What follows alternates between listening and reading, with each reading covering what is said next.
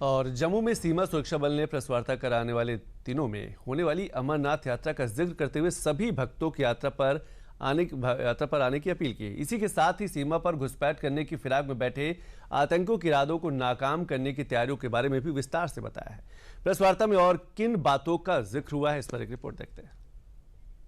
सीमा पार से हो सकती है आतंकियों की घुसपैठ। अमरनाथ यात्रा को लेकर सुरक्षा बल सतर्क।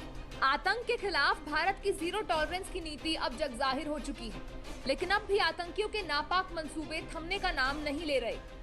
मंगलवार को बीएसएफ ने जम्मू में प्रेस वार्ता कर अमरनाथ यात्रा और आतंकियों की घुसपैठ की कोशिशों के बारे में जानकारी दी। बीएसएफ ने बताया कि उन्हें सूचनाएं मिल रही हैं कि आतंकवादी संगठन सीमा पार का प्रयास कर सकते हैं। कि अमरनाथ यात्रा हमारे लिए एक बेहद अहम इवेंट है, जिसको हम जम्मू कश्मीर प्रशासन के साथ मिलकर, सरकार के साथ मिलकर अंजाम देना चाहेंगे। और हम चाहेंगे ज़्यादा से ज़्यादा भारतीय नागरिक अमरनाथ यात्रा में आएँ, हिस्सा लें और दर्शन करें।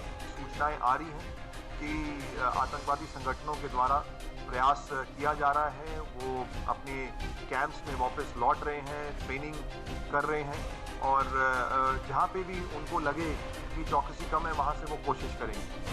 तो चाहे एलओसी हो चाहे आईबी हो, हमें सुरक्षा बलों को सभी इलाकों में हर प्रकार चौकस रहे। शशांक आनंद का ये बयान गवाह है कि आतंकियों की फितरत कभी नहीं बदलेगी, लेकिन इस बार सेना पूरी तरह तैयार है। श्री अमरनाथ जी श्राइन बोर्ड के मुताबिक इस बार 3 जुलाई से अमरनाथ यात्रा की शुरुआत होने जा रही है। अमरनाथ की पवित्र गुफा के लिए तीर्थ यात्रा 3 जुलाई से शुरू होगी। पहलगाम और बालटाल से एक साथ शुरू होगी अमरनाथ यात्रा।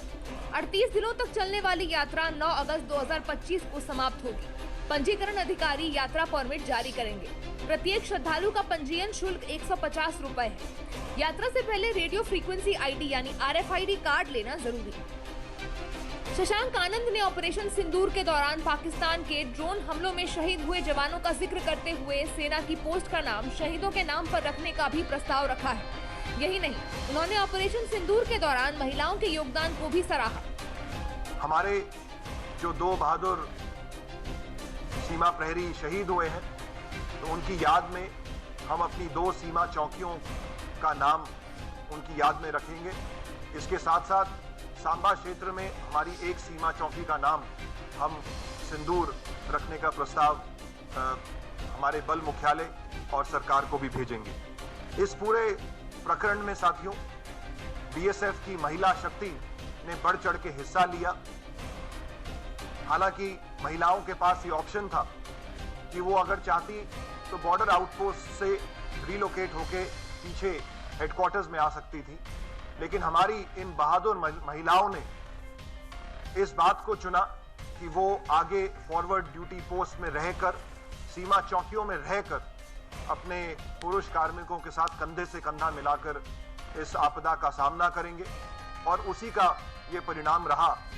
महिलाओं के योगदान पर बात करते हुए शशांक ने अग्रिम पोस्ट पर कमांड संभालने वाली महिलाओं का भी जिक्र किया, जिसमें सहायक commandant Neha Bhandari, constable Manjeet Kaur, constable Malkeet Kaur, constable Jyoti, constable Sampa और कांस्टेबल स्वप्ना थी।